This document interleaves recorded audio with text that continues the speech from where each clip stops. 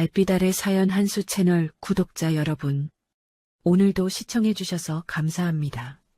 행복하고 즐거운 시간 되시길 바라며 오늘의 사연 시작하겠습니다. 해병대 사령부 신임 보급 하사 윤서진은 전입 첫날부터 표적이었습니다. 중대의 여군은 윤서진 혼자였죠.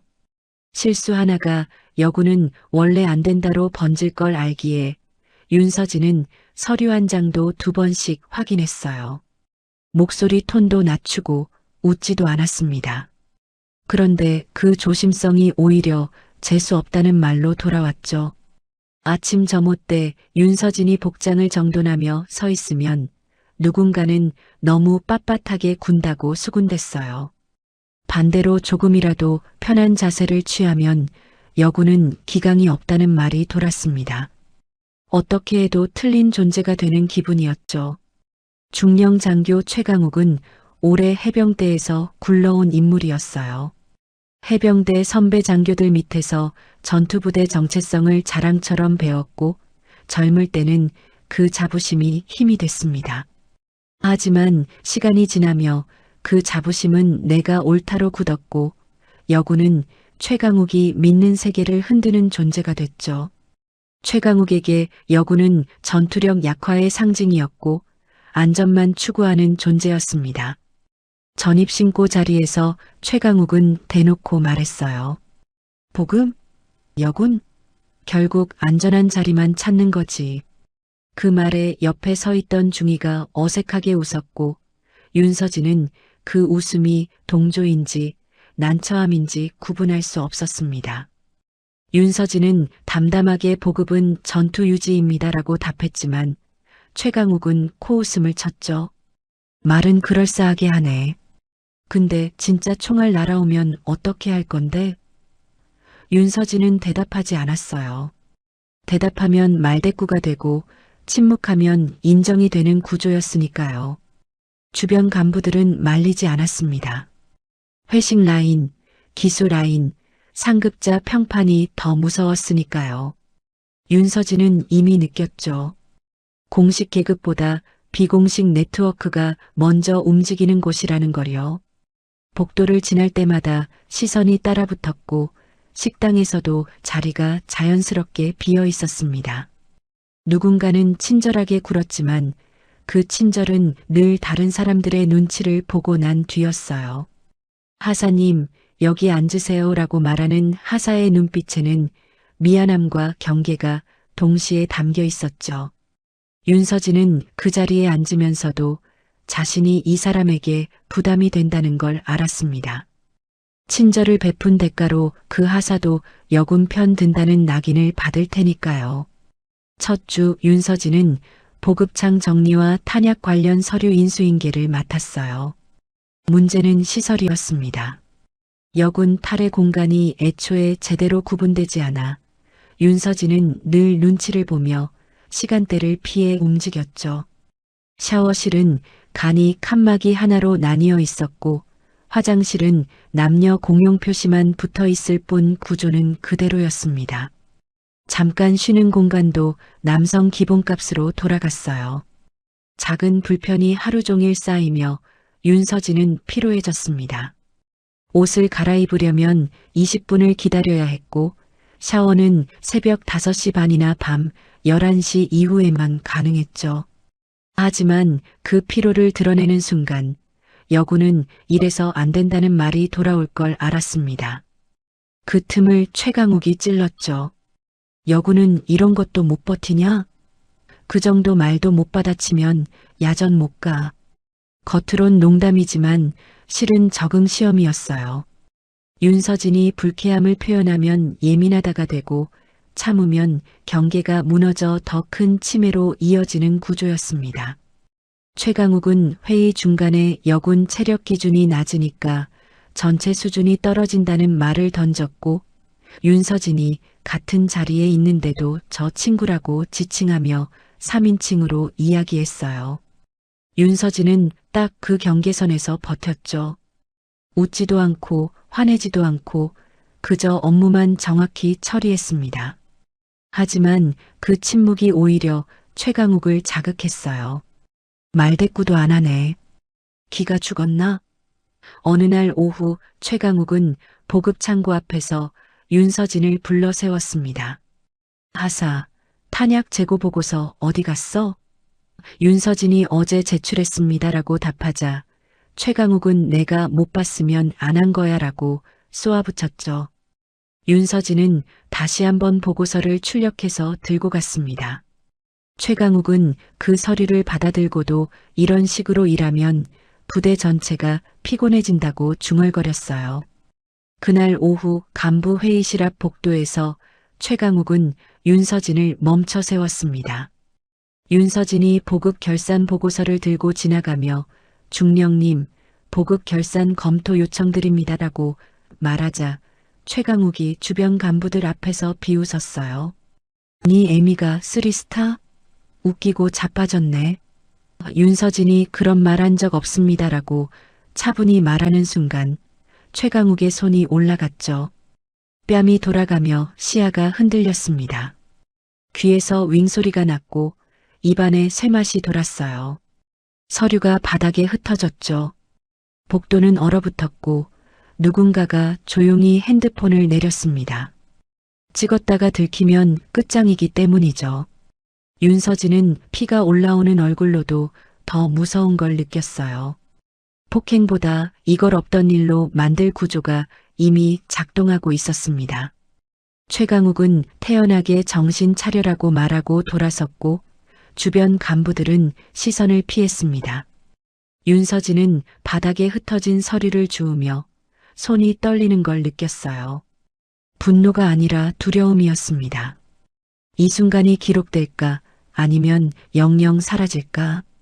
윤서진은 행정실로 끌려갔습니다. 박진성 대위는 눈을 피하며 말했어요. 크게 만들지 말자.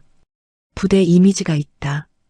그 말은 윤서진을 위한 조언처럼 들렸지만 실은 조직을 위한 방어막이었죠.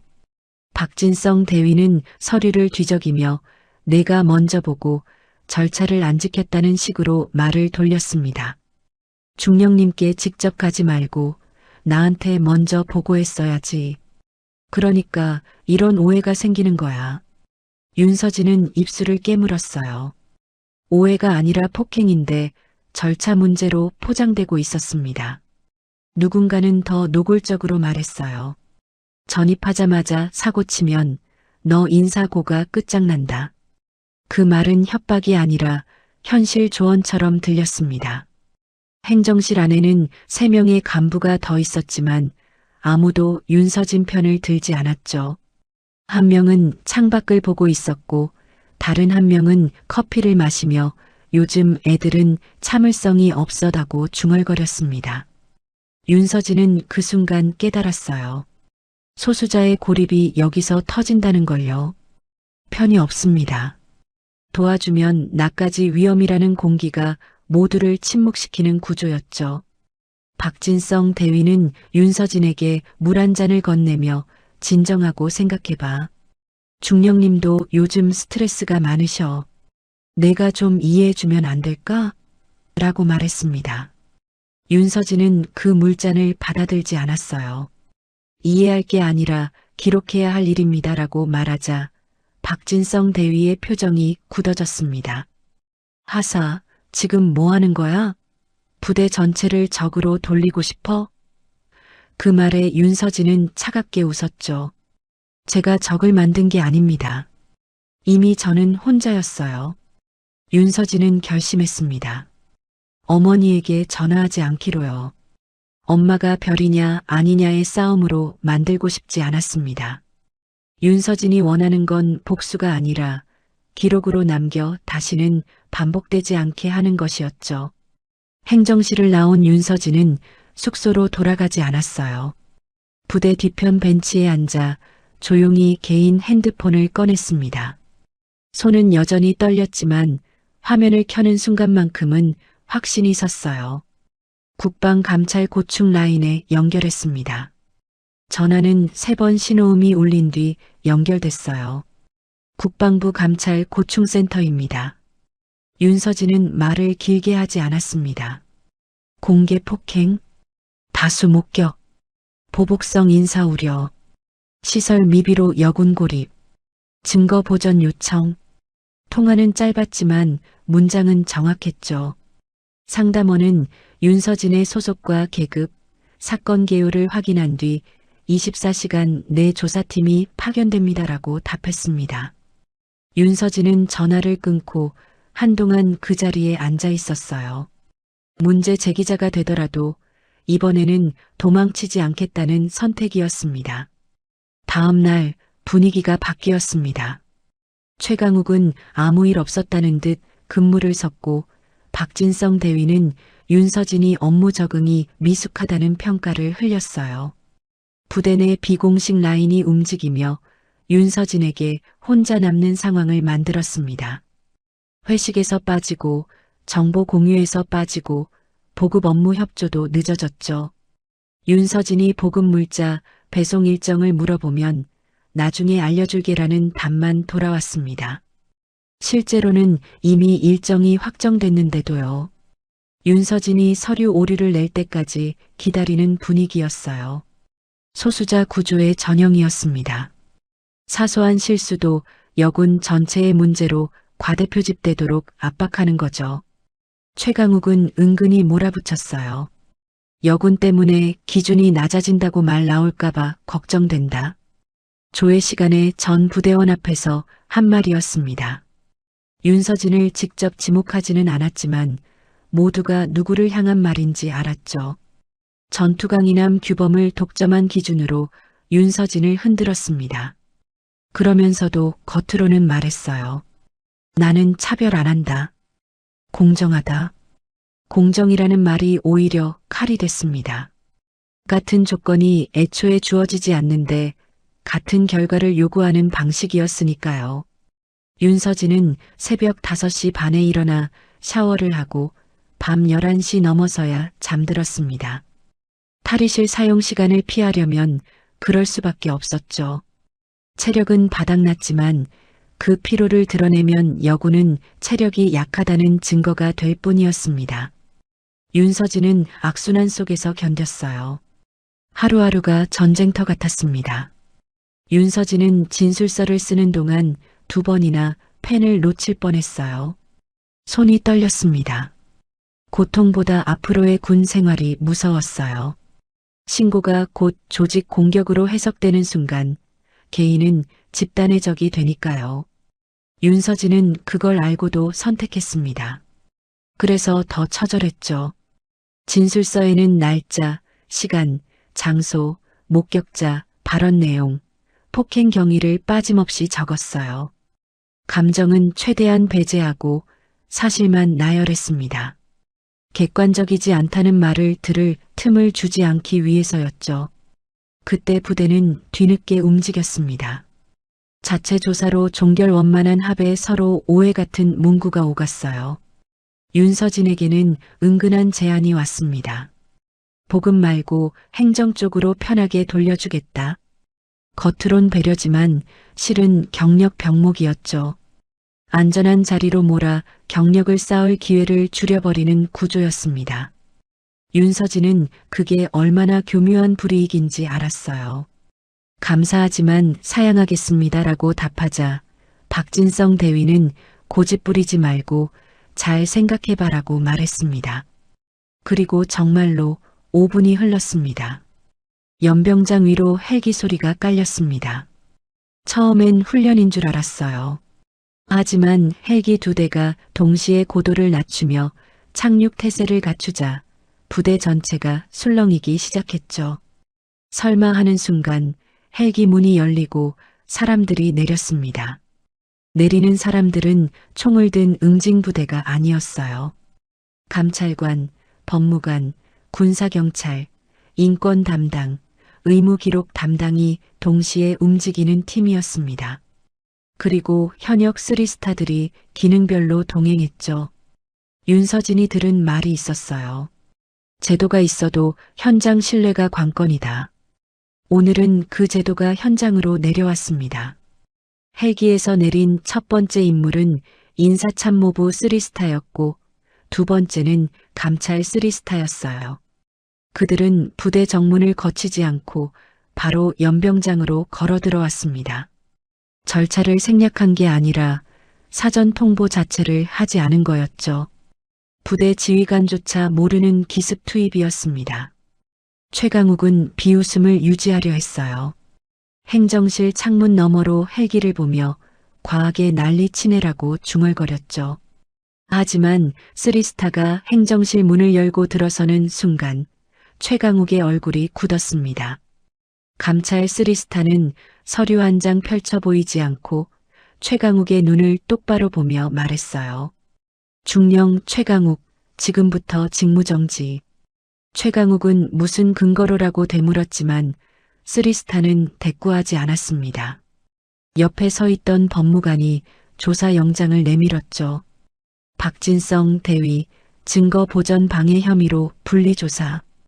박진성 대위는 얼굴이 새하얗게 질렸어요. 저는 중재하려고 했습니다라고 변명했지만 감찰관은 중재가 아니라 은폐였습니다라고 짤막하게 답했습니다. 행정실 안에 있던 다른 간부들도 하나씩 이름이 호명됐어요. 증언 거부, 목격 사실 축소, 피해자 압박. 한 명 한 명 불려나가며 조사실로 분리됐습니다. 기수가 흔들렸습니다. 회식 라인이 끊겼어요. 비공식 권력이 공식 제도 앞에서 처음으로 멈췄죠. 복도에 서 있던 하급 간부들은 서로 눈치만 보며 뒤로 물러섰습니다. 평소 최강욱 편에 섰던 중위 한 명이 저는 몰랐습니다라고 말했지만 감찰관은 목격 진술 확보됐습니다라고 답했어요. 핸드폰 메시지 기록, CCTV 동선, 목격자 교차 검증까지 이미 끝난 상태였습니다. 윤서진은 그 광경을 멀리서 지켜봤어요. 숙소 창문 너머로 보이는 연병장, 헬기, 그리고 한 명씩 차량에 태워지는 간부 뒤. 윤서진은 가슴이 두근거렸습니다. 두려움과 안도감이 동시에 밀려왔죠. 정말 움직이는구나. 그동안 윤서진은 제도를 믿지 못했어요. 신고해도 묻힐 거라고, 오히려 자신만 다칠 거라고 생각했습니다. 하지만 오늘은 달랐어요. 제도가 실제로 작동하고 있었습니다. 인권 담당관이 윤서진을 찾아왔어요. 노크 소리가 조심스러웠습니다. 윤서진 하사님, 면담 가능하신가요? 윤서진은 문을 열었습니다. 담당관은 군복이 아닌 사복을 입고 있었고 명찰 대신 신분증을 보여줬어요. 저는 국방부 인권보호관입니다. 우선 안전 확인부터 하겠습니다. 담당관은 윤서진의 상태를 확인하고 의무 기록 담당자를 불렀습니다. 뺨에 남은 멍 자국, 귀 안쪽 출혈 흔적, 목 근육 긴장 상태까지 꼼꼼히 기록했죠. 하사님, 지금부터는 보호 조치가 우선입니다. 담당관은 윤서진에게 근무 분리, 숙소 분리, 연락 통제, 인사불이익 방지 조치를 설명했어요. 그동안 현장에서 흔히 무너졌던 피해자 보호 절차가 이번에는 우선순위가 됐습니다. 윤서진은 처음으로 내가 민폐가 아니라는 감각을 얻었어요. 제가 부대에 피해를 주는 건 아닌가요? 윤서진이 조심스럽게 묻자 담당관은 고개를 저었습니다. 피해를 준 건 하사님이 아니라 구조입니다. 동시에 시설 점검이 시작됐어요. 여군 탈의위생 공간, 생활동선, 사생활 보호. 감찰관은 샤워실 칸막이를 보며 이게 뭡니까? 라고 물었습니다. 시설 담당 중위는 예산이 없어서라고 답했지만 감찰관은 예산 문제가 아니라 우선순위 문제입니다라고 잘라 말했죠. 불편이 아니라 안전의 문제로 정리됐습니다. 여군 화장실 위치, 탈의실 잠금 장치, CCTV 사각지대까지 하나씩 점검 목록에 올랐어요. 최강욱은 조사실에서 분노했습니다. 해병대 명예를 누가 더럽히는 건데. 주먹으로 책상을 쳤지만 감찰 쓰리스타는 눈 하나 깜빡이지 않았어요. 오히려 조용히 물었습니다. 명예가 폭행을 덮는 명분입니까? 아니면 바로잡는 용기입니까? 그 질문이 칼처럼 꽂혔어요. 최강욱은 할 말을 잃었습니다. 평생 해병대 정신을 앞세워 살았지만 그 정신이 지금 자신을 심판하고 있었죠. 감찰관은 계속 질문했어요. 중령, 공개 장소에서 하급자를 폭행한 이유가 뭡니까? 최강욱은 훈육 차원이었습니다라고 답했지만 감찰관은 훈육은 교육이지 폭력이 아닙니다라고 반박했습니다. 하사가 뭐라고 했습니까? 보고 절차를 요청했습니다. 그게 폭행 사유가 됩니까? 최강욱은 입을 다물었어요. 변명할수록 구멍이 커졌습니다. 박진성 대위도 별반 다르지 않았어요. 저는 부대 분위기를 생각했습니다. 부대 분위기가 피해자 보호보다 우선합니까? 아닙니다. 그런데 왜 피해자에게 합의를 종용했습니까? 박진성 대위는 땀을 흘리며 실수였습니다라고 말했지만 감찰관은 실수가 아니라 구조적 방조입니다라고 정리했습니다. 녹취록, 메시지 기록, 목격자 진술이 모두 일치했어요. 해병대의 강한 정체성이 왜곡되어 은폐 논리로 작동하는 순간이 드러났습니다. 강하다는 이유로 약자를 짓밟고 명예라는 이름으로 폭력을 감쌌던 구조가 낱낱이 해체됐죠. 윤서진은 조사 과정을 지켜보며 생각했어요. 이게 제대로 된 군대구나. 폭력이 아니라 절차로 움직이는, 계급이 아니라 원칙으로 서는 그런 군대 말이에요. 조사는 공개적이고 차갑게 진행됐습니다. 감찰팀은 부대 회의실을 임시조사본부로 만들었어요. 책상마다 서류가 쌓였고 노트북 화면에는 증거 목록이 떠 있었습니다. 목격자들이 한 명씩 불려 들어갔고 나올 때마다 표정이 무거웠죠. 누군가는 몰랐습니다라고 말했지만 CCTV 타임라인 앞에서 말을 바꿨어요. 누군가는 농담인 줄 알았습니다라고 했지만 복도에 서 있던 위치와 시선 방향까지 기록된 걸 보고는 입을 다물었습니다. 가장 먼저 하는 일은 윤서진 보호였어요. 인권 담당관은 윤서진을 별도 숙소로 옮겼습니다. 기존 생활관이 아니라 간부 숙소 독립된 공간이었죠. 문에는 잠금 장치가 새로 달렸고 비상 연락망도 갱신됐어요. 혹시 협박이나 회유 시도가 있으면 즉시 연락하세요. 담당관은 24시간 핫라인 번호를 건넸습니다. 윤서진은 그 종이를 받아들며 손이 떨렸어요. 보호받는다는 게 이렇게 구체적인 거구나. 처음 알았습니다. 근무도 분리됐어요. 윤서진은 당분간 보급창 업무에서 배제되고 감찰팀 직속으로 증언 준비와 자료 정리를 맡았습니다. 최강욱이나 박진성 대위와 마주칠 일이 없도록 동선 자체를 분리한 거였죠. 식사 시간도 따로 조정됐어요. 윤서진이 제가 너무 특별 대우받는 거 아닌가요? 라고 묻자 법무관은 고개를 저었습니다. 특별 대우가 아니라 당연한 권리입니다. 피해자가 2차 피해 없이 진술할 환경을 만드는 건 국가의 의무예요. 인사불이익 방지 조치도 즉시 시행됐어요. 윤서진의 인사기록 열람 권한을 제한하고 평가 작성자를 최강욱에서 상급부대 인사참모로 변경했습니다. 이 사건이 하사님 경력에 흠이 되지 않도록 모든 기록을 보존합니다. 감찰관은 윤서진 앞에 문서 한 장을 펼쳤어요. 신고자 보호조치 확인서였습니다. 윤서진은 그걸 읽으며 눈물이 났어요. 그동안 두려웠던 게 이거였구나. 신고하면 내 인생이 끝날까봐. 하지만 지금은 달랐습니다. 제도가 윤서진을 지키고 있었어요. 동시에 시설 점검이 본격화됐습니다. 감찰팀은 여군 탈의실, 샤워실, 화장실을 하나하나 사진으로 남겼어요. 칸막이 높이, 잠금장치 유무, 환기시설, 조명 밝기까지 체크리스트에 올랐습니다. 시설 담당 중위는 기존 건물이라 구조 변경이 어렵습니다라고 말했지만 감찰관은 구조 문제면 예산 증액 요청하십시오. 이건 선택사항이 아닙니다라고 답했죠. 생활 동선도 점검 대상이었어요. 윤서진이 매일 새벽 5시 반에 샤워하고 밤 11시 넘어 잠드는 패턴이 기록으로 남았습니다. 왜 이 시간에만 샤워합니까? 남성 간부들과 시간을 겹치지 않으려고요. 그게 편해서 그런 겁니까? 아닙니다. 불편하지만 안전하니까요.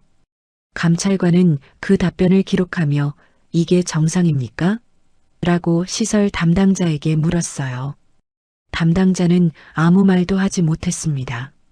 사생활 보호 문제도 드러났어요. 여군 전용 휴게 공간이 없어서 윤서진은 쉴 때도 늘 남성 간부들 사이에 섞여 있어야 했습니다. 편하게 쉴 수 있는 공간이 있습니까? 없습니다. 요청한 적은 있습니까? 있습니다. 어떤 답변을 받았습니까?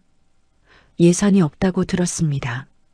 감찰관은 예산 집행 내역을 요청했어요. 그리고 발견했습니다.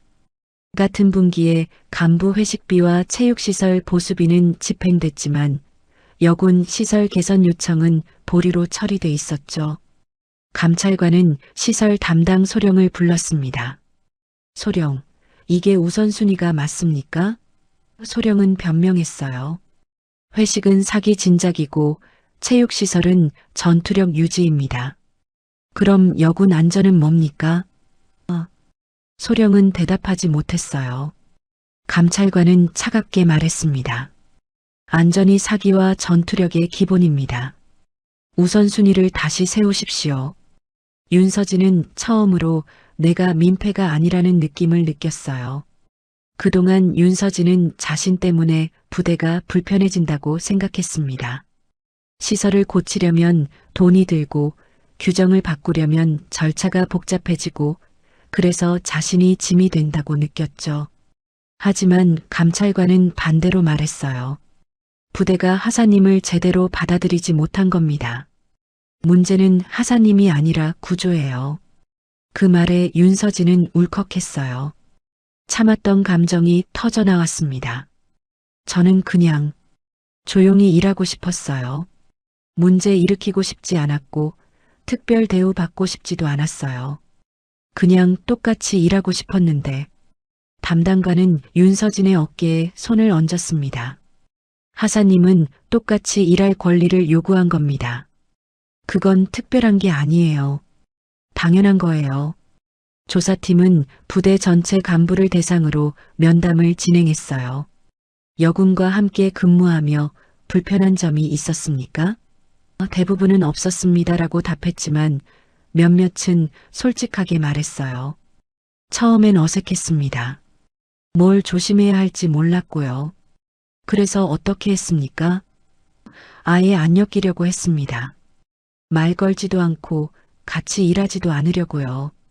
감찰관은 그 답변을 기록하며 물었습니다. 그게 윤서진 하사에게 어떤 영향을 줬을까요? 간부는 잠시 생각하더니 대답했어요. 외롭게 만들었을 것 같습니다. 그 외로움이 쌓여 고립이 됐고 고립이 깊어져 폭력 앞에서 무력해졌던 겁니다. 감찰관은 면담 결과를 정리하며 말했어요. 여군 통합은 제도만 바꾼다고 끝나는 게 아닙니다. 함께 일하는 법을 배워야 해요. 그게 교육이고 훈련입니다. 부대는 그동안 여군을 받아들이는 법을 배우지 않았어요.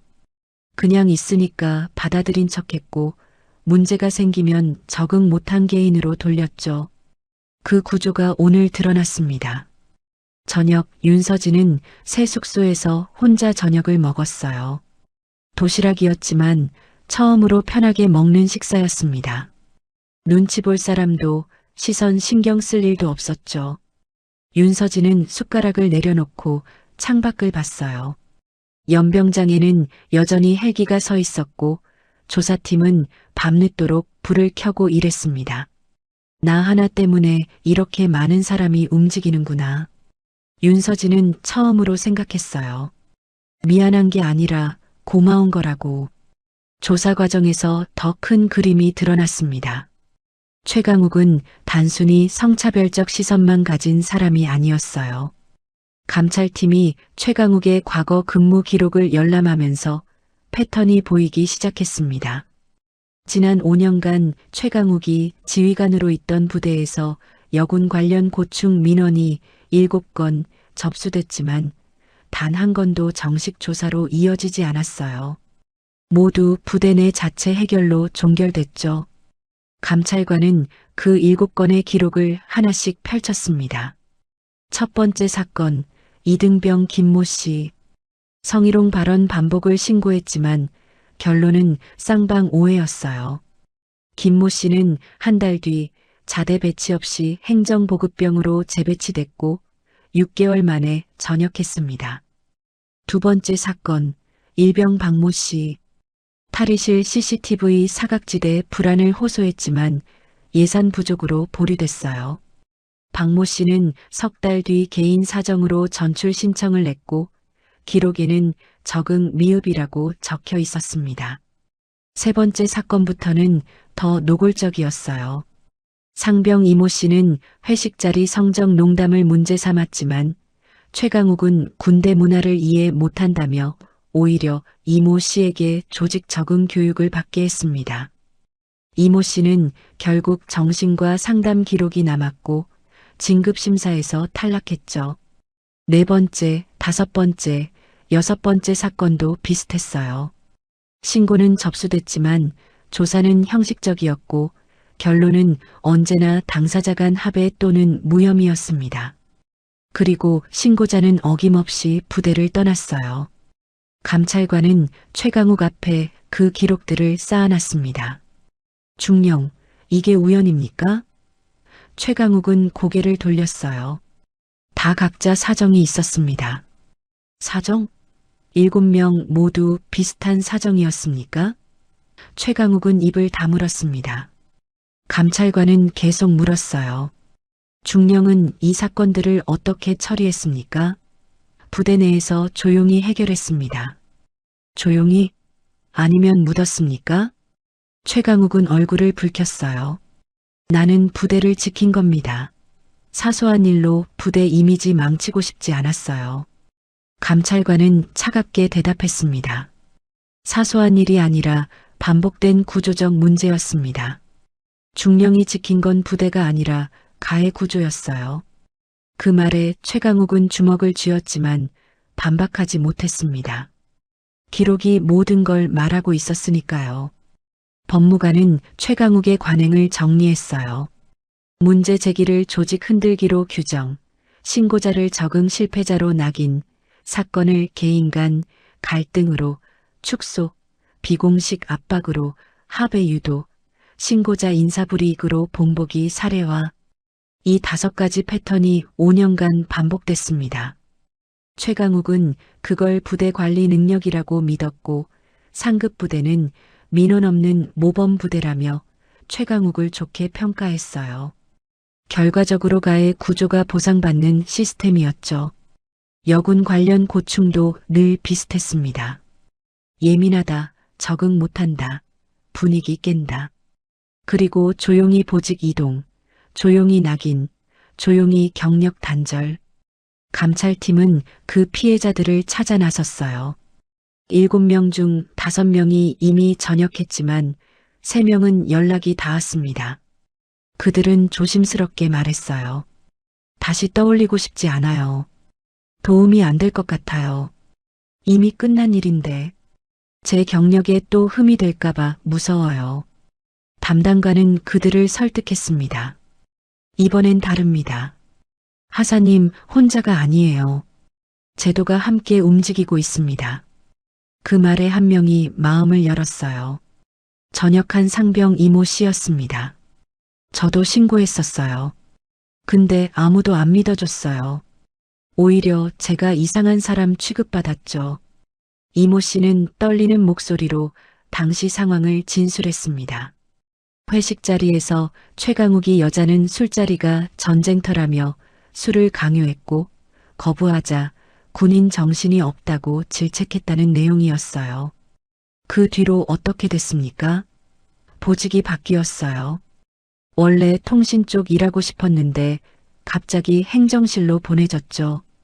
기술 경력 쌓을 기회를 잃었어요. 왜 전역했습니까? 버틸 수가 없었어요. 매일 눈치 보고 매일 조심하고 그런데도 항상 뭔가 잘못한 것 같았어요. 정신과 상담 받으라고 해서 받았는데 그게 기록에 남아서 진급도 안 됐고요. 그냥 포기했어요. 이모 씨의 진술은 윤서진의 사건과 정확히 겹쳤습니다. 신고 후 고립, 보직 변경을 통한 경력 단절, 정신적 문제로 프레임 씌우기, 결국 스스로 떠나도록 만드는 구조. 감찰관은 이모 씨에게 말했어요. 상병님 잘못이 아니었습니다. 시스템이 잘못됐어요. 이모 씨는 그 말에 울음을 터뜨렸습니다. 그 말을 5년 전에 들었으면 제 인생이 달라졌을까요?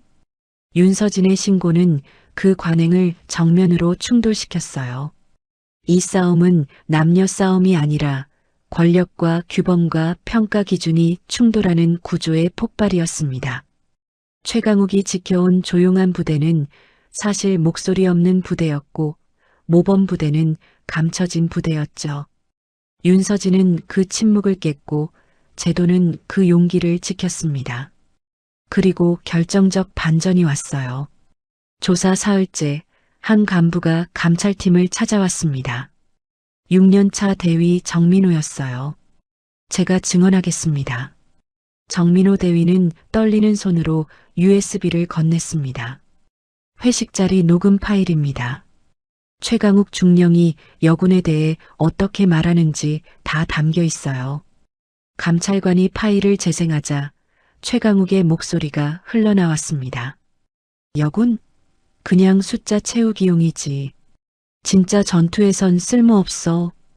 여군 받으면 부대 기강 다 무너져. 내가 막는 거야. 신고, 그런 거 다 무마시켜야 돼. 한번 받아주면 끝없이 요구해.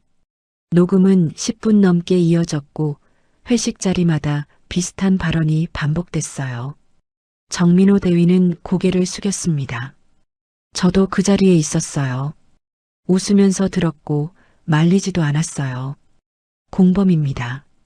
감찰관은 정민호 대위에게 물었어요. 왜 이제 나왔습니까? 윤서진 하사를 받기 때문입니다.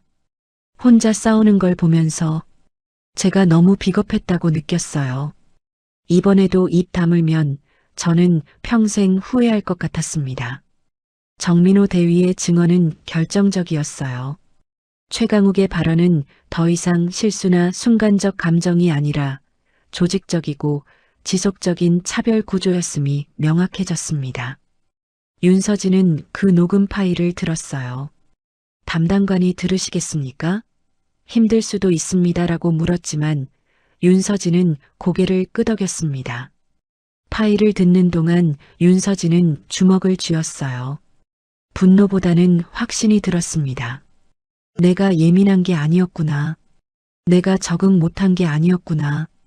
처음부터 나를 받아들일 생각이 없었던 거였구나. 녹음이 끝나고 윤서진은 조용히 말했어요.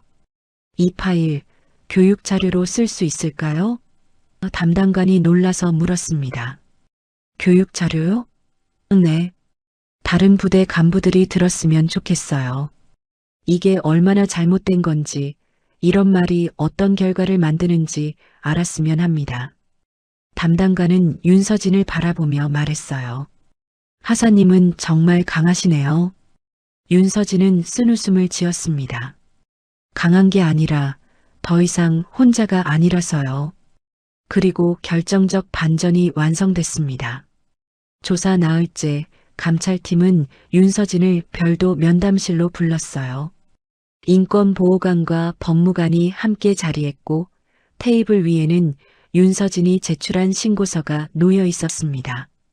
법무관이 조심스럽게 물었어요. 하사님, 혹시 신고 전에 가족이나 지인에게 도움을 요청하셨습니까? 윤서진은 고개를 저었습니다. 아니요. 혼자 결정했습니다. 어머님께는 연락하지 않으셨나요? 그 질문에 윤서진은 잠시 멈칫했어요. 연락 안 했습니다. 엄마한테 걱정 끼치고 싶지 않았어요. 법무관은 서류를 넘기며 말했습니다. 최강욱 중령이 폭행 당시 네 애미가 쓰리스타냐고 말했다는 진술이 여러 건 확보됐습니다. 하사님, 어머니가 군 관계자이신가요? 윤서진은 잠시 망설이다가 답했어요. 아닙니다. 엄마는 평범한 회사원이에요. 그 답변에 법무관과 인권보호관이 눈을 마주쳤습니다. 법무관이 다시 물었어요. 그럼 최강욱 중령은 왜 그런 말을 했을까요? 윤서진은 쓴웃음을 지었습니다. 저도 몰라요. 제가 뭔가 뒷배경이 있을 거라고 의심했나 봐요. 아니면 그냥 무시하려고 한 말이거나. 인권보호관이 조용히 말했습니다. 하사님은 권력을 믿고 신고하신 게 아니군요. 네. 저는 그냥 기록이 남아야 한다고 생각했어요. 이게 다시 반복되지 않으려면요. 법무관은 윤서진의 신고 경위를 꼼꼼히 정리했어요. 윤서진은 폭행 당일 어머니나 친구가 아니라 국방부 감찰 고충센터에 전화했습니다. 사적 인맥이 아니라 공식 제도를 선택한 거였죠. 신고 내용도 감정적이지 않았어요. 공개 폭행, 다수 목격, 보복성 인사 우려, 시설 미비로 여군 고립, 증거 보전 요청, 6개 문장으로 핵심만 전달했습니다. 법무관은 그 기록을 보며 말했어요. 하사님은 처음부터 제대로 아셨네요. 무엇을 어떻게 신고해야 하는지. 윤서진은 고개를 숙였습니다. 입대하기 전에 찾아봤어요. 여군 선배들 경험담, 군 내 성폭력 사건 처리 과정, 신고 방법. 다 읽었어요. 혹시 몰라서요. 혹시 몰라서? 네. 여군이 소수니까 문제가 생기면 제대로 대응 못할까봐 무서웠어요. 그래서 미리 공부했습니다. 인권보호관은 그 말을 듣고 한숨을 쉬었어요. 입대 전부터 그런 준비를 해야 하는 현실 자체가 문제네요. 윤서진의 어머니는 정말로 쓰리스타가 아니었습니다. 윤서진은 권력을 믿고 전화한 게 아니라 기록과 절차를 믿고 전화했어요. 최강욱이 비웃었던 건 엄마의 계급이 아니라 사실상 여군이 제도를 쓸 권리였습니다. 최강욱은 윤서진이 누군가의 딸이라서 문제될 거라고 생각했지만 진짜 문제는 윤서진 자신이 권리를 알고 있다는 거였죠. 그 오만이 오늘 무너졌습니다. 법무관은 최강욱을 다시 조사실로 불렀어요. 중령, 네 애미가 쓰리스타냐는 발언의 의도가 뭡니까? 최강욱은 피식 웃었습니다. 그냥 한 말이에요. 설마 진짜 쓰리스타 딸이겠어요? 왜 그런 추측을 했습니까? 여군이 보급 하사 주제에 중령한테 대드니까 뭔가 믿는 구석이 있나 싶었죠. 법무관은 그 답변을 기록하며 말했습니다. 즉, 여군이 정당한 업무 보고를 하는 걸 대든다고 인식했고 그게 가능한 이유를 뒷배경으로 추정한 겁니까? 최강욱은 말문이 막혔어요. 법무관은 계속 물었습니다. 만약 윤서진 하사 어머니가 정말 장성급이었다면 중령은 폭행하지 않으셨겠죠? 최강욱은 대답하지 않았어요. 법무관이 다시 물었습니다. 대답해 주십시오. 어머니가 장성급이었다면? 최강욱은 인상을 찌푸리며 답했습니다. 그랬으면 조심했겠죠. 왜 조심합니까? 보복이 두려우니까요. 그럼 보복이 두렵지 않으면 폭행해도 된다는 겁니까? 최강욱은 주먹을 쥐었어요. 말장난하지 마십시오. 법무관은 차갑게 말했습니다. 말장난이 아닙니다. 중령은 권력관계를 계산하고 폭력을 행사했어요. 윤서진 하사가 만만하다고 판단했기 때문입니다. 그게 위계에 의한 폭행이고 성차별적 폭력입니다. 최강욱은 더 이상 반박하지 못했어요. 자신의 논리가 스스로를 심판하고 있었습니다. 감찰관은 조사 결과를 정리하며 부대 전체 간부를 소집했습니다. 회의실은 가득 찼고 분위기는 무거웠어요. 감찰 3스타가 앞에 섰습니다.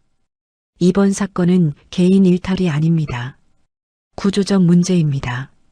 스크린에는 지난 5년간 최강욱 부대의 여군 고충 처리 현황이 떴어요. 7건 신고, 0건 정식 조사, 7명 중 5명 전역. 숫자만으로도 충격적이었습니다. 여러분은 이 숫자를 보고 무엇을 느낍니까? 3스타가 물었어요. 아무도 대답하지 않았습니다. 저는 실패를 봅니다. 제도의 실패, 리더십의 실패, 동료애의 실패입니다. 3스타는 화면을 넘겼어요. 다음 슬라이드에는 윤서진의 신고서가 떴습니다. 이 6문장이 5년간의 침묵을 깼습니다. 한 명의 용기가 7명의 목소리를 되찾아줬어요. 3스타는 회의실을 둘러보며 말했습니다. 여러분에게 묻겠습니다. 윤서진 하사가 신고했을 때 여러분은 무엇을 했습니까? 한중이가 조심스럽게 손을 들었어요. 저는 아무것도 안 했습니다. 복도에 서 있었지만 모른 척 했어요. 왜 모른 척 했습니까? 제 일이 아니라고 생각했습니다. 그리고 솔직히 연루되기 싫었어요. 다른 대위가 말했습니다. 저도 비슷했습니다. 윤서진 하사가 힘들어 보였지만 도와주면 저까지 찍힐 것 같았어요. 비겁했습니다. 고백이 이어졌어요. 저는 회식 자리에서 최강욱 중령 발언을 들었지만 웃으며 넘겼습니다. 저는 시설 개선 요청을 받았지만 예산 핑계로 미뤘어요. 저는 윤서진 하사 혼자 남겨진 걸 알면서도 말 걸지 않았습니다. 3스타는 고개를 끄덕였어요. 솔직한 고백 감사합니다. 여러분은 악인이 아닙니다. 하지만 방관자였어요. 방관이 쌓이면 구조가 됩니다. 오늘 우리가 바꿔야 하는 건 바로 그 구조입니다. 회의실은 숙연해졌습니다. 3스타는 마지막 슬라이드를 띄웠어요. 여군의 문제를 여군만의 문제로 끝내지 않겠습니다. 이건 우리 군 전체의 문제입니다. 슬라이드에는 개선 과제가 정리돼 있었어요. 시설 개선, 고충 처리 독립성 강화, 피해자 보호 시료화, 비공식 라인 차단, 성인지, 교육 의무화 평가 기준 재정비. 3스타는 하나씩 설명했습니다. 이 과제들은 윤서진 하사 한 명을 위한 게 아닙니다. 앞으로 이 부대에 올 모든 여군, 아니 모든 장병을 위한 겁니다. 안전하게 복무할 권리, 공정하게 평가받을 권리, 존중받을 권리. 이게 군인의 기본입니다. 조사 종결보고 전날 윤서진은 마지막으로 감찰팀 앞에 섰습니다. 인권보호관이 물었어요. 하사님, 최종 의견 진술하시겠습니까? 윤서진은 준비한 종이를 꺼냈지만 읽지 않았습니다. 대신 천천히 말을 시작했어요. 저는 처벌만 원하지 않습니다. 회의실이 조용해졌습니다. 윤서진은 계속 말했어요. 최강욱 중령이 벌을 받는 게 중요한 게 아니에요. 이 일이 제 인사기록의 흠으로 남는 것도 원하지 않습니다. 윤서진은 한 번 숨을 고르고 이어갔습니다. 여군이 적어서 제가 항상 대표처럼 보이는 구조부터 바뀌어야 합니다. 감찰관이 메모하며 물었어요. 어떤 의미인지 구체적으로 말씀해 주시겠습니까? 윤서진은 고개를 들었습니다. 제가 실수하면 여군은 안 된다가 되고 제가 잘하면 넌 특이한 케이스가 돼요. 저 혼자만 있으니까 제 모든 행동이 여군 전체를 대표하는 것처럼 해석됩니다. 그게 너무 무거워요. 시설이 남성 기준인 채로 공정만 말하면 여군은 매일 불리한 출발선에 섭니다. 윤서진의 목소리가 떨렸지만 단단했어요. 저는 새벽 5시 반에 일어나서 샤워하고 밤 11시 넘어서 잠들었어요. 남성 간부들은 언제든 편한 시간에 씻고 쉴 수 있는데 저는 그럴 수 없었죠. 그런데도 체력 평가는 똑같이 받아요. 이게 공정한 건가요? 법무관이 끄덕이며 기록했습니다. 윤서진은 멈추지 않았어요. 신고가 곧 부대 공격이 되는 문화를 바꾸지 않으면 다음 사람도 침묵을 선택할 겁니다. 저는 운이 좋았어요. 제도가 움직여줬으니까요. 하지만 다음 사람은, 그 다음 사람은 매번 헬기가 올 수는 없잖아요. 인권보호관이 조용히 물었습니다. 하사님이 바라는 건 뭡니까? 윤서진은 잠시 생각하다가 답했어요. 시스템이요. 헬기 없이도 작동하는 시스템. 혼자여도 안전한 구조. 신고해도 보복 안 당하는 문화. 여군이든 남군이든 계급이 낮든 높든 누구나 존중받는 부대. 윤서진은 눈물을 참으며 말을 이었습니다. 저는 그냥 조용히 일하고 싶었어요. 영웅되고 싶지 않았고 문제 제기자 되고 싶지도 않았어요. 그냥 평범한 보급 하사로 일하고 싶었어요. 하지만 그게 안 됐어요.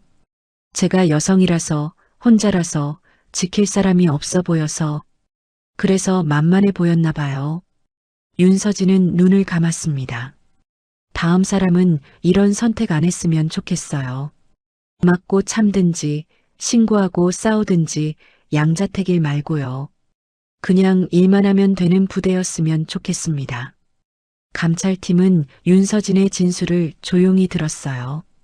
누군가는 고개를 끄덕였고 누군가는 눈시울을 붉혔습니다.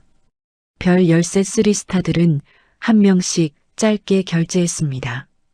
인사참모 3스타가 먼저 말했어요. 인사보직 경로 개선, 여군 소수부대의 경우 복수배치 원칙 적용, 혼자 고립되지 않도록 최소 2명 이상 배치하겠습니다. 감찰 3스타가 이었습니다. 고충 처리의 독립성 강화, 부대 내 자체 조사 종결 금지, 모든 성폭력 폭행 사건은 상급부대 감찰부로 즉시 이관합니다. 법무 3스타가 말했어요. 피해자 보호의 실효 조치, 신고 즉시 근무 분리, 숙소 분리, 24시간 한라인 운영, 보복 시도 시 가중 처벌, 시설 담당 3스타가 추가했습니다. 시설 개선 예산 즉시 배정, 여군 전용 탈의실, 샤워실, 휴게 공간 6개월 내 완공, CCTV 사각지대 제거 및 프라이버시 보호 강화, 교육 담당 3스타가 마지막으로 말했습니다. 비공식 회식 라인이 인사에 개입하지 못하도록 감찰 상시와 회식 참여 여부를 평가 항목에서 제외, 기수선 후배 관계를 이유로 한 압박 적발 시 엄중 처벌, 5명의 3스타가 모두 서명했어요. 결제 도장이 찍힐 때마다 윤서진은 가슴이 뛰었습니다. 이게 정말 현실이구나. 감찰 3스타가 윤서진을 보며 말했습니다. 하사님, 전투부대 정체성은 유지하되 그것이 남성 규범 독점이 되지 않도록 평가 기준을 손보겠습니다. 윤서진이 고개를 들자 3스타가 설명했어요. 전투력은 물리력만이 아닙니다. 보급, 정비, 통신, 의무 모든 분야가 합쳐져 전투력이 됩니다. 여군이 주로 배치되는 보직을 비전투로 평가절하하는 문화부터 바꾸겠어요. 인사참모 3스타가 덧붙였습니다. 체력평가도 재검토합니다. 남녀 신체 차이를 인정하되 직무 수행 능력을 기준으로 평가하겠습니다. 보급 하사에게 필요한 건 90kg 메고 20km 뛰는 능력이 아니라 정확한 재고, 관리와 신속한 물자 배송 능력이니까요. 윤서진은 그 말을 듣고 처음으로 웃었어요. 감사합니다. 조사 최종일 부대 전체가 연병장에 모였습니다. 3스타가 단상에 올랐어요. 오늘 최강욱 중령은 직위 해제되며 군 검찰에 송치됩니다. 혐의는 폭행, 성차별적 발언, 증거 인멸교사, 피해자 압박입니다. 부대원들은 숨죽이며 들었어요. 박진성 대위는 증거 보전 방해 및 피해자 회유 혐의로 감봉 3개월, 보직 해임입니다. 이외 5명의 간부는 목격 사실 축소 및 방조 혐의로 경고 조치되며 성인지 교육 80시간 이수 명령을 받습니다. 쓰리스타는 잠시 멈췄다가 말을 이었어요. 하지만 처벌이 끝이 아닙니다. 우리는 구조를 바꿔야 합니다. 스크린에 개선 과제가 떴고 쓰리스타는 하나씩 설명했습니다. 부대원들은 진지하게 들었어요. 여러분, 명예는 감추는 게 아니라 바로잡는 데서 시작됩니다. 쓰리스타의 목소리가 연병장에 울렸어요. 해병대는 강합니다. 하지만 진짜 강함은 약자를 짓밟는 게 아니라 약자를 지키는 겁니다. 진짜 용기는 침묵하는 게 아니라 잘못을 인정하는 겁니다. 진짜 명예는 덮는 게 아니라 드러내고 고치는 겁니다. 박수가 터져 나왔어요. 처음엔 드문드문, 그러다 점점 커졌습니다. 윤서진은 뒤편에 서서 그 광경을 봤어요. 박수 소리를 들으며 윤서진은 생각했습니다. 이제 시작이구나. 처벌이 끝이 아니라 변화의 시작. 윤서진 혼자만의 승리가 아니라 다음 사람들을 위한 발판. 윤서진은 주먹을 쥐었어요. 아직 얼얼한 뺨을 만지며 윤서진은 다짐했습니다. 나는 끝까지 여기 남겠어. 도망치지 않겠어. 마지막 날 윤서진은 다시 연병장에 섰습니다. 헬기는 이미 떠났고 감찰팀도 철수했어요. 남은 건 일상이었습니다. 하지만 예전과 같은 일상은 아니었죠. 윤서진은 새벽 5시 반이 아니라 7시에 샤워실로 갔어요. 여군 전용 샤워실 공사가 시작됐고 임시로 시간대가 배정됐습니다. 잠금 장치가 달린 탈의실, 프라이버시가 보장되는 공간. 작은 변화였지만 윤서진에게는 엄청난 차이였어요. 아침 점호 때 부대원들의 시선이 달라져 있었습니다. 예전처럼 노골적으로 쳐다보거나 수군대는 사람은 없었어요. 대신 어색한 침묵이 흘렀죠. 윤서진은 그 침묵이 불편하지 않았습니다. 적대적 무시보다는 나았으니까요. 점호가 끝나고 한 하사가 조심스럽게 다가왔어요. 윤서진 하사님.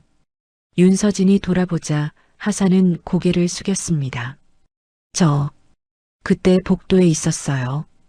아무것도 안 해서 죄송합니다.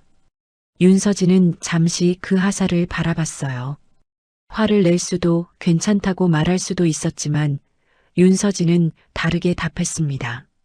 미안하면 다음 사람은 혼자 두지 마십시오. 그 말에 하사는 눈을 들었어요. 윤서진은 계속 말했습니다. 저한테 사과하는 것보다 다음에 비슷한 일 보면 그때 행동해 주세요. 그게 진짜 사과예요. 하사는 고개를 끄덕이며 경례했습니다. 명심하겠습니다. 보급창으로 돌아온 윤서진은 책상 위에 놓인 서류들을 확인했어요. 밀린 업무가 산더미였지만 이제는 협조가 달랐습니다. 필요한 서류가 제때 올라왔고 물자 배송 일정도 미리 공유됐어요. 누군가는 커피 한잔 하시죠라며 말을 걸었고 누군가는 이 서류 확인 부탁드립니다라며 업무를 요청했습니다. 평범한 일상. 윤서진이 원했던 건 바로 이거였어요. 특별 대우도 동정도 아닌 그냥 동료로 일하는 것. 점심시간 식당에서 윤서진은 자리를 찾았습니다. 예전처럼 혼자 구석에 앉으려다가 한중이가 손짓했어요. 하사님, 여기 앉으세요. 윤서진이 주저하자 중이가 웃으며 말했습니다. 편하게 앉으셔도 돼요. 저희 눈치 안 보셔도 됩니다. 윤서진은 그 자리에 앉았어요. 어색했지만 나쁘지 않았습니다. 중이는 보급 쪽 일 힘들죠? 제가 예전에 보급 업무 맡았을 때 라며 자연스럽게 이야기를 이어갔어요. 식사 중에 다른 간부가 물었습니다. 하사님, 앞으로 계속 여기 계실 건가요? 윤서진은 고개를 끄덕였어요. 네. 제 보직이 여기니까요. 힘들지 않으세요? 다른 부대로 가실 수도 있을 텐데. 윤서진은 숟가락을 내려놓고 답했습니다. 힘들죠. 근데 도망치고 싶지 않아요. 제가 떠나면 여기는 아무것도 안 바뀌니까요. 저는 이 부대가 진짜로 달라지는 걸 보고 싶어요. 중이가 진지하게 말했어요. 바뀔 겁니다. 우리가 바꿀 거예요. 그 말에 다른 간부들도 고개를 끄덕였습니다. 윤서진은 그들의 표정을 보며 생각했어요. 진심일까 아니면 또 형식일까? 하지만 의심하기보다는 지켜보기로 했습니다. 말보다 행동이 중요하니까요. 시간이 지나면 알 수 있을 거예요. 오후 윤서진은 감찰팀이 남긴 자료를 정리했습니다. 개선 과제 이행 체크리스트, 시설 공사 일정표, 성인지 교육계획서. 윤서진은 그 서류들을 하나씩 읽으며 확인했어요. 정말 실행되는지 지켜봐야 해. 윤서진은 각 항목의 날짜를 적고 점검 주기를 표시했습니다. 피해자에서 감시자로 윤서진의 역할이 바뀌고 있었어요. 저녁 무렵 윤서진은 전화 한 통을 받았습니다. 인권보호관이었어요. 하사님, 괜찮으신가요? 부대 복귀 후 어려움은 없으신지 확인차 연락드렸습니다. 윤서진은 창밖을 보며 답했어요. 괜찮습니다. 아직 어색하지만 견딜만해요. 혹시 보복 시도나 불이익은 없으셨죠? 없습니다. 오히려 다들 조심스러워하는 것 같아요. 인권보호관이 안도하며 말했습니다. 다행이네요. 언제든 연락 주세요. 24시간 한라인 살아있습니다. 전화를 끊고 윤서진은 숙소로 돌아왔어요. 새로 배정된 독립공간이었습니다. 문을 잠그고 불을 켜고 침대에 앉았어요. 뺨은 아직 얼얼했지만 멍은 거의 사라졌습니다. 거울을 보며 윤서진은 자신의 얼굴을 만졌어요. 많이 달라졌네. 겉모습이 아니라 눈빛이 달라졌습니다. 예전엔 늘 조심스럽고 움츠러든 눈이었다면 지금은 단단하고 또렷한 눈이었어요. 윤서진은 일기를 꺼내 한 줄 적었습니다. 오늘 처음으로 동료들과 밥을 먹었다. 어색했지만 나쁘지 않았다. 이게 시작인 것 같다. 펜을 내려놓고 윤서진은 창밖을 봤어요. 연병장에는 여전히 훈련하는 병사들이 보였고 저녁 점호 나팔 소리가 들렸습니다. 평범한 부대 풍경? 하지만 그 평범함 속에 작은 변화들이 스며들고 있었어요. 며칠 뒤 부대에 새로운 여군 하사 2명이 전입했습니다. 윤서진은 그들을 맞이하러 나갔어요. 안녕하세요. 보급 하사 윤서진입니다. 두 하사는 긴장한 표정이었지만 윤서진을 보자 조금 안도하는 것 같았어요. 혼자가 아니네요. 한 하사가 조심스럽게 말했습니다. 윤서진은 웃으며 답했어요. 이제는 혼자 아닙니다. 같이 일해요. 윤서진은 두 하사에게 부대를 안내했습니다. 여군 전용 샤워실 공사 현장을 보여주며 2달 뒤면 완공됩니다라고 설명했고 탈의실 잠금 장치를 보여주며 안전하게 쓸 수 있어요 라고 말했어요. 새로운 하사들은 다른 부대보다 좋네요라며 놀라워했습니다. 윤서진은 속으로 생각했어요. 이게 당연한 게 돼야 하는데. 저녁 윤서진은 두 하사와 함께 식사했습니다. 선임님, 여기 분위기 어때요? 한 하사가 물었어요. 윤서진은 솔직하게 답했습니다. 완벽하진 않아요. 아직도 어색하고 가끔 불편한 시선도 있어요. 하지만 나아지고 있어요. 우리가 함께 만들어가는 거예요. 함께요? 네. 우리가 잘하면 다음 사람들은 더 편해질 거예요. 그게 우리 역할인 것 같아요. 두 하사는 고개를 끄덕였습니다. 윤서진은 그들을 보며 생각했어요. 이제 혼자가 아니구나. 3명이면 목소리가 커집니다. 5명이면 팀이 되고 10명이면 집단이 돼요. 윤서진은 더 이상 유일한 여군이 아니었습니다. 선임 여군이 됐어요. 그 책임이 무겁지만 동시에 희망적이었습니다. 연병장에 다시 선 윤서진. 뺨은 이제 아프지 않았지만 그날의 기억은 선명했어요. 복도에 흩어진 서류, 얼어붙은 공기, 돌아선 사람들. 하지만 그 기억 위에 새로운 장면들이 겹쳐졌습니다. 헬기가 내리던 순간 쓰리스타들이 걸어오던 모습, 동료가 사과하던 얼굴, 새로 온 후임들의 미소. 윤서진은 고개를 들고 하늘을 봤어요. 헬기 소리는 멀어졌지만 남는 건 있었습니다. 명예는 감추는 게 아니라 바로잡는 데서 시작된다는 진실. 용기는 맞지 않는 게 아니라 맞고도 일어서는 거라는 깨달음. 변화는 한 사람에서 시작되지만 함께할 때 완성된다는 믿음. 누군가가 다가와 조용히 말했습니다. 하사님, 수고하셨습니다. 윤서진은 짧게 답했어요. 아직 끝나지 않았습니다. 이제 시작이에요.